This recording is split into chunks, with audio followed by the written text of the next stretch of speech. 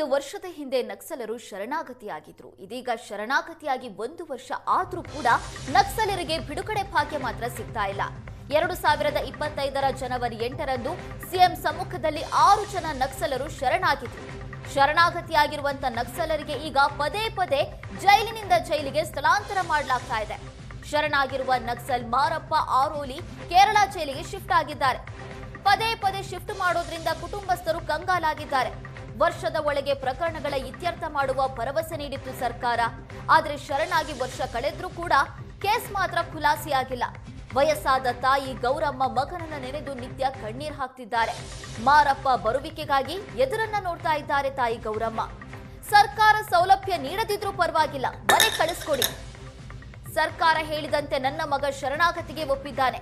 ಸರ್ಕಾರ ನುಡಿದಂತೆ ನಡೆದು ನನ್ನ ಮಗನನ್ನ ಬಿಡುಗಡೆ ಮಾಡಬೇಕು ಅಂತ ಆ ತಾಯಿ ಕಣ್ಣೀರನ್ನ ಇಡ್ತಾ ಇದ್ದಾರೆ.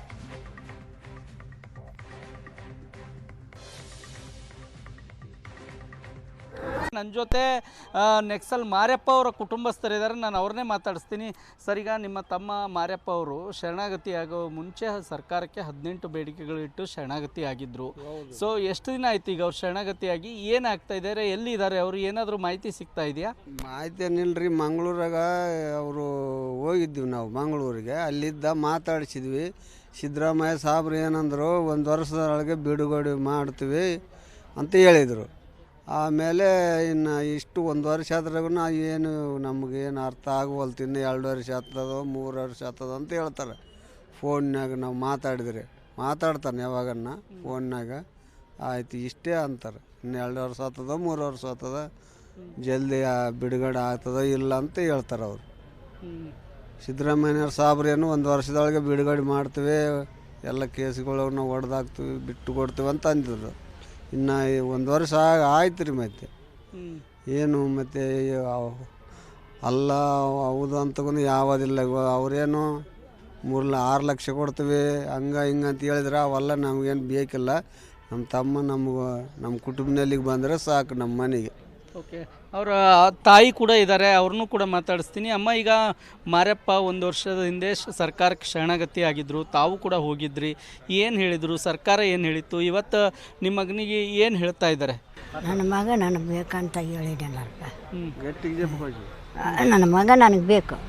ಏನಪ್ಪ, ನಾನು ಸರ್ಕಾರಕ್ಕೆ ನಾನು ಬೀರ್ಕೊಂಡಿದ್ದೀನಿ. ಎಲ್ಲರಿಗೂ ಹೇಳಿನಲ್ಲಪ್ಪ,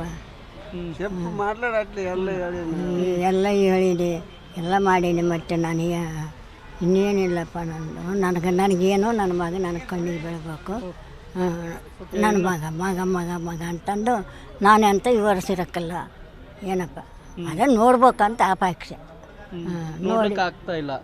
ಅವ್ರು ಎಲ್ಲಿದ್ದಾರೆ? ಏನಾದರೂ ಮಾಹಿತಿ ಸಿಗ್ತಾ ಇದೆಯಾ? ಏನು ಸಿಕ್ಕಿಲ್ಲ ಸಾರು. ಅವಾಗ ನೋಡಿದ್ದೆ ಸರ್. ಯಾವಾಗ ಫೋನ್ ಮಾಡ್ದಂಗೆ ಅಲ್ಲಾಕಿ 1 ದಿನ 2 ದಿನ ಊಟ ಮಾಡಂಗಿಲ್ಲ. ನೀವು ಸುಮ್ಮನೆ ಹತ್ತಗಂತ ಮಕ್ಕಂತಾಳೆ. ಅವಾಗ ನಾವು ಮಾತಾಡಿದಾಗ ಮತ್ತೆ ಅದಕ್ಕೆ ಹಂಗೆ ಮಾಡ್ತದೆ ನೀವು ಅಂತ ನಾವು ಗದರಿಸ್ತೀರಿ ನಿಮಗೇನಮ್ಮ ನನಗೆ ಹಂಗೆ ಕಾಣಿಸ್ತದ ಅಂತ ಅಂತಾಳೆ. CMನವ್ರು ಹೇಳಿದಾಗ ಬರ್ತಾನೆ ಅಂತೇಳಿ ನಾ ಸಿದ್ದರಾಮಯ್ಯ ಇನ್ನೂ ಕಳಿಸ್ಲಿಲ್ಲ ನನ್ನ ಮಗನ್ನ.